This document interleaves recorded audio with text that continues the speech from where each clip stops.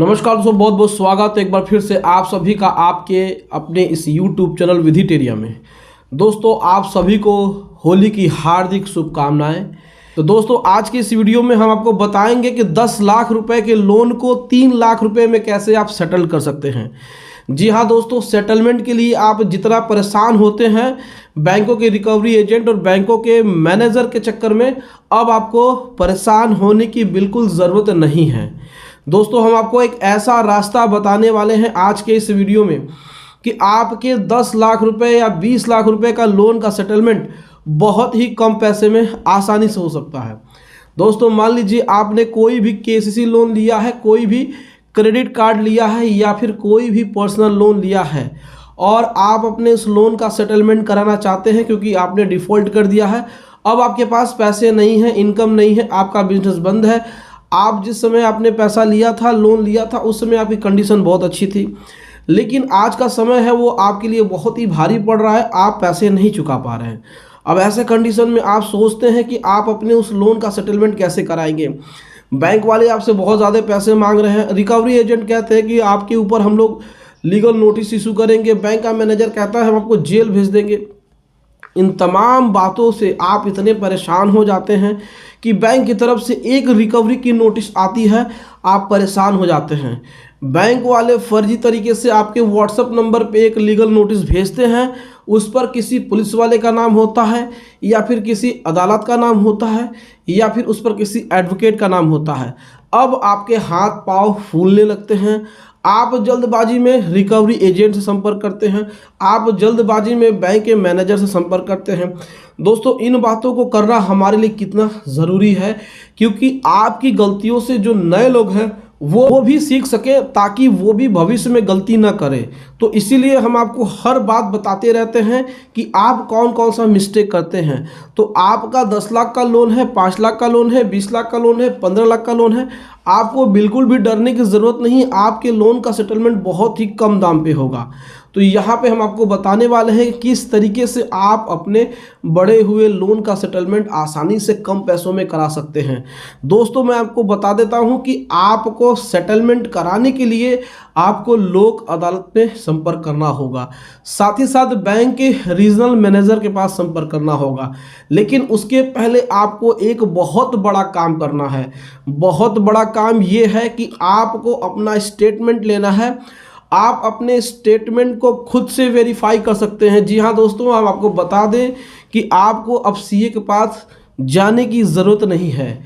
आप उसमें देख सकते हैं कि किस महीने आपने पैसा जमा किया है, किस महीने पैसा नहीं जमा किया है, और आपका जो कंप्यूटर जनरेटेड जो आपका स्टेटमेंट होता है वही सही होता है। कि आपने 6 लाख रुपए, 5 लाख रुपए जो भी आपने लोन लिया, अब बैंक ने उसको बढ़ा चढ़ा करके 10 लाख रुपए बना दिया। अब आप ये कहते हैं कि सर ये तो 10 लाख हो ही नहीं सकता, क्योंकि हमने तो लिया ही 6 लाख रुपया था और इसमें से हमने 2.5 लाख रुपए भर दिया है। जब 6 लाख लिया था, 2.5 लाख भर दिया, तो जो अमाउंट बचता है 3.5 लाख का, उसमें हम सेटलमेंट करना चाहते हैं, लेकिन आपने जो 10 लाख बनाए हैं वो गलत है। तो जब आप अपने स्टेटमेंट के आधार पे उनको बताते हैं कि ये जो हमने भरा है इसमें से इतना पैसा कहाँ से आया, तो जब आप अपनी स्टेटमेंट के आधार पे बैंक से आप फाइट करते हैं और उनको समझ में आता है कि आप पढ़े लिखे जानकार व्यक्ति हैं, तो आपका सेटलमेंट जो बाकी का पैसा बचता है उसमें हो जाता है। यानी कि 6 लाख में से अगर आपने 2.5 लाख दे दिया और बचा 3.5 लाख, तो यहाँ पे बैंक 3 लाख में सेटलमेंट कर देगा, 10 लाख रुपए आपसे डिमांड नहीं करेगा। ये तो था कि आप बैंक के रीजनल मैनेजर के पास एप्लीकेशन लेकर के गए। दूसरा यहाँ पे ये हो सकता है कि यहाँ पे आप लोक अदालत जैसी संस्था के पास जा सकते हैं। दोस्तों हम आपको बता दें कि बहुत जगह पे ये कमेंट आ रहे हैं कि सर वहाँ पे जज नहीं बैठे होते हैं। तो जहाँ पे जज नहीं बैठे होते हैं वहाँ पे थोड़ी सी मुश्किलें हो सकती हैं। ऐसे कंडीशन में आप कंज्यूमर फोरम जा सकते हैं। जी हाँ दोस्तों, सिविल कोर्ट का एक कंज्यूमर फोरम का जुरिडिक्शन होता है, यानी सिविल कोर्ट में ही उपभोक्ता न्यायालय होता है। आप वहाँ पे अपने स्टेटमेंट के साथ बैंक के नोटिस को फाइल करा सकते हैं और वहाँ पे आप स्टेटमेंट के वेरिफिकेशन के लिए भी एप्लीकेशन फाइल कर सकते हैं। तो वहाँ पर भी आप अपने स्टेटमेंट की वेरिफिकेशन के लिए एप्लीकेशन फाइल कर सकते हैं और वहाँ पे जिस प्रकार से आपके साथ न्याय होगा, जो भी आपने पैसा जमा किया है वो आपके प्रिंसिपल में से माइनस हो जाएगा। अगर आपने 8 लाख का लोन लिया है और उसे आपने 4.5 लाख या 5 लाख रुपए भर भी दिए हैं, तो जो बाकी का पैसा बचता है 3 लाख रुपए, उसमें सेटलमेंट होगा, न कि बैंक के द्वारा जो आउटस्टैंडिंग उसमें बनाई गई है। यानी कि बैंक ने अगर गलत तरीके से पेनाल्टी लगाई है तो वो सारा का सारा पेनाल्टी माफ़ हो जाएगा। तो दोस्तों, इस प्रकार से आप अपने स्टेटमेंट का वेरिफिकेशन खुद से कर सकते हैं या फिर किसी सीए से भी करा सकते हैं। स्टेटमेंट एक बार आपका ठीक हो जाएगा तो आपका बढ़ा हुआ लोन कम हो जाएगा और आपको कम पैसे देने पड़ेंगे। लेकिन बहुत सारे लोग इसकी जानकारी नहीं रखते हैं और वो बैंकों के चक्कर में फंस जाते हैं और फिर वो बैंकों से मोटी रकम पे यानी बढ़े हुए दाम पर सेटलमेंट करते हैं।